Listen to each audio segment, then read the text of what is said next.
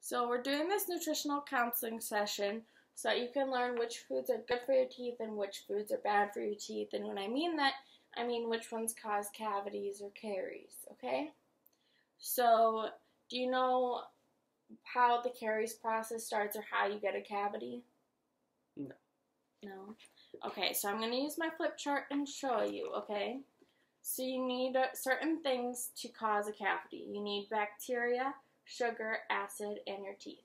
Okay, so the bacteria are usually attached to your teeth right around the gum lines because that's where they like to hang out to and it's an easy place to attach, okay? So the bacteria love the sugar that's in your foods. So when the bacteria eat the sugar, they produce acid. Okay, and since they're sitting on your teeth, that acid causes a cavity. So it sits there and it just wears away and causes a cavity, okay? Does that make sense? Mm-hmm. All right. So certain foods are more likely to cause cavities than other foods, okay? So foods that are more likely to cause cavities are cariogenic food. Okay, so this is a lot of your processed foods, and what it does is they contain a lot of sugar, and this causes the pH of your mouth to become more acidic, okay? So some examples of these foods are pop, crackers, chips, stuff that has a lot of sugar, okay? And a lot of people think that crackers aren't one, but since it's a carb, it does have a lot of sugar. Okay, so non-cariogenic foods. So these are the foods that are good and they can actually help slow down the process of decay or prevent the process of decay. So some examples are non-processed foods, meats, and fruits and vegetables. So you want fresh foods, okay? So here's a picture. So what does it look like the cariogenic food is mostly? Sugar. Okay, yeah, so it's a lot of like suckers, donuts, stuff like that contains a lot of sugar. And this non-cariogenic food is meat, fruits, vegetables, nuts, things that are really, really good for you. Okay, so another example of a non-cariogenic food is milk. So it's really good for you because it has calcium and phosphorus, and those create a film on your teeth, which kind of help protect your teeth. Does that make sense? Mm-hmm. And calcium and phosphorus help make up your teeth, so the more you get, the stronger and better your teeth are. Okay? Mm-hmm. All right, so we're going to look at your list of foods that you ate, and you circled some or highlighted some that you thought were cariogenic, okay? So you have a lot of pops highlighted here and ice cream. So those are cariogenic, but that's not all of them. Just because it has sugar in it, yes, these ones are. But some of these other ones have a lot of sugar also, and you may not think that it does. So I went through and took the same list that you had, and I highlighted what is actually cariogenic. So we ate a lot of white bread, Honey Nut Cheerios, taco shells, pizza, spaghetti noodles, and those are really cariogenic also. Okay, so do you know why they're cariogenic? Because they have a lot of sugar. Yes, exactly. They have a lot of sugar. Even if you don't necessarily recognize it, you can go through and look on each label and it'll tell you exactly how much sugar it has and everything. So you'll be able to tell if foods have sugar in it from now on. So now I'm going to explain why these ones that you didn't have highlighted, why they're actually cariogenic, okay? So they're carbs, and there are good carbs and bad carbs, okay? So I'm going to use my flip chart, and I'm going to show you. So there's complex carbs, which are your good carbs. They come from natural foods, and they make you feel fuller longer, which is good, because then you're eating less, okay? So some examples are fibers, like lettuce and kale, starches, like potatoes and beans, fruits and vegetables. So it's a lot of fresh food, right? Mm-hmm. Okay, so it sounds better for you, right? Mm-hmm. Okay. And then there's also simple or empty carbs. So these don't make you feel as full for long. It's a lot of processed foods. Okay, so some examples would be pop, candy, cake, ice cream, stuff that has a lot of sugar in it, okay? So looking at what I highlighted, white bread and Honey Nut Cheerios and spaghetti noodles, they all have a lot of sugar. So they're simple carbs, okay? So we can switch a lot of these things to complex carbs, okay? So we can take your white bread and we can switch it out for whole wheat bread, okay? And your taco shells, we can do the same, and same with the spaghetti noodles, okay? And your pop has a lot of sugar in it, okay? So what do you think you could switch out your pop with? Juices or water. Okay, you have to be careful with juices. A lot of juices can have a lot of sugar in them. You want to make sure it's 100% fruit juice and really look at the amount of sugar that's in there. So another option is milk, because remember, it coats your teeth, okay? So, all right. So now we're going to look at, those are really high risk factors for decay, okay? So you want to really cut down on the amount of sugar and carbs you're eating, okay? So now we're going to look at some other potential high risk factors for decay, okay? So we had you fill out a health history form, and you circled that you're taking medications. Okay, so medications, they can cause dry mouth. Certain medications can, all right? So if you start to get dry mouth, you need to start drinking more water, because it'll increase the flow of saliva.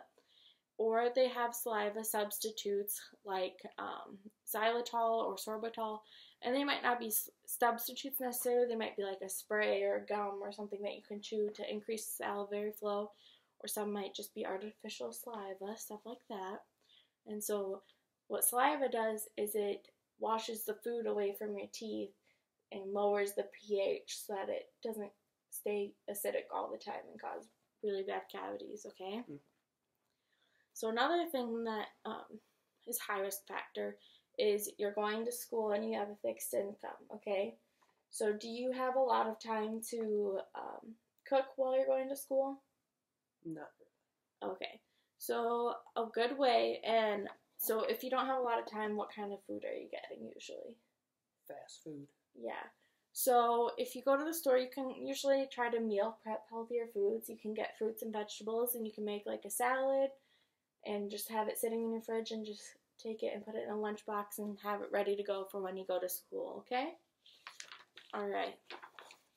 Another thing that you highlighted is, we already talked about this, but your carbonated beverages. Okay, so do you remember why those are bad? Because they have a lot of sugar. Yeah. So we really want to try and cut down on that. So, you can try to drink maybe 1 can to start out with, since you usually drink 2 or 3 a day. Mm-hmm. Okay? And you kind of want to work that way down, so then you're drinking maybe none at all even. Okay? Another one is braces. You have braces, okay? So do you know why braces are high risk factors? Because sugar can get trapped in the brackets. Yeah, the food can get trapped there, so then the bacteria eat it and turn it into sugar, and then it turns into acid. Okay? So what do you need to do to help prevent that then?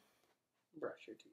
Yeah, brush your and teeth. Floss. Yep, and you want to make sure to floss, because you need to get in between your teeth, because sometimes your toothbrush can't get in between your teeth because they're really, really close together.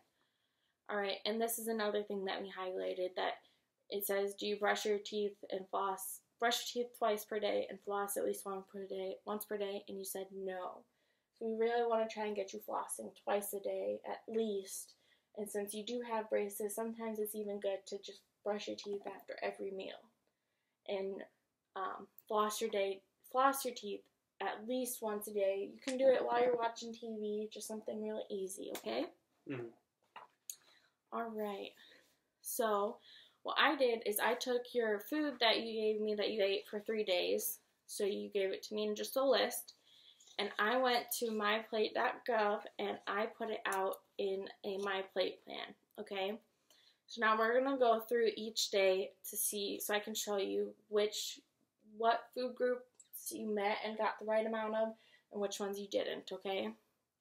So the first day, you need 2.5 cups of fruit, and this is set specifically to you. I put your height, age, and weight in there, and it calculated how much calories you needed and which groups you need them from.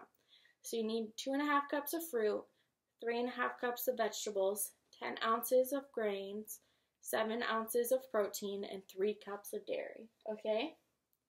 So the first day you ate 2 cups of strawberries, so you're about half a cup short of fruit. So you need to work on getting more fruit.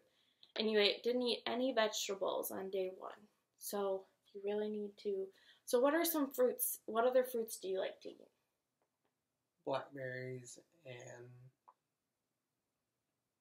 that's about it. Just blackberries. Okay, so maybe you could do like every other day, get a mixture of it in.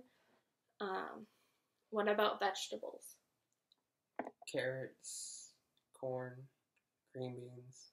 Okay, so it sounds like you like more of a variety of vegetables, so you need to really incorporate like what meals can I eat vegetables with? Like you ate like ham sandwiches, maybe you could cook up a little bit of corn and eat a little bit of corn with it, okay? Mm-hmm. Does that sound like something you would like maybe? Alright. So now we're going down to your grains, and it says that you need 10 ounces of grains, and you only got 4 ounces, and you had white bread. So we want to switch that to wheat bread. Okay, so what are some other grains that you like?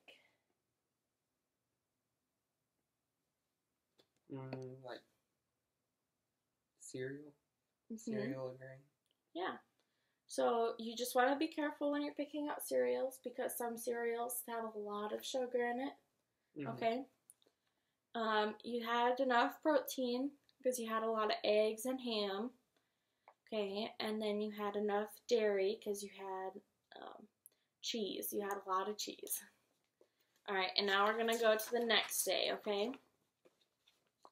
So this day, you had only 1 cup of strawberries, so you were a cup and a half short. You didn't have any vegetables again.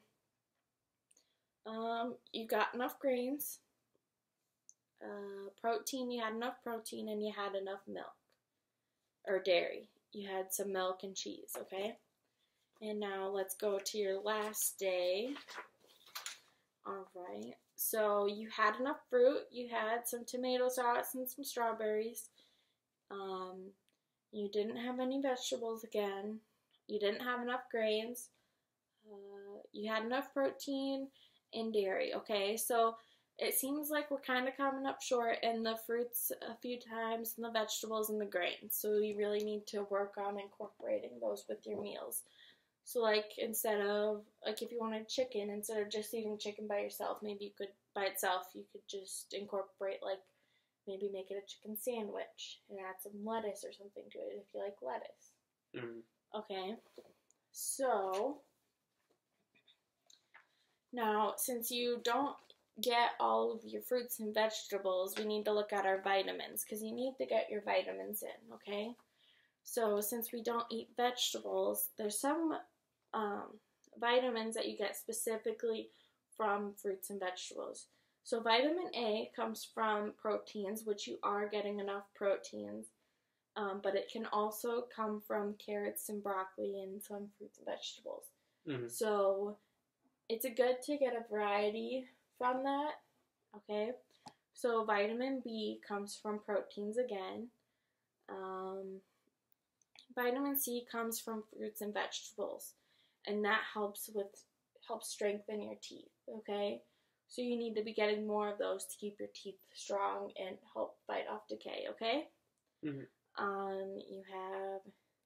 You are getting enough milk, which is good, so you have enough calcium. Vitamin D, do you go out in the sun a lot? Mm-hmm. Yes. Okay, so that helps with that because it helps produce vitamin D. And it also can come from protein.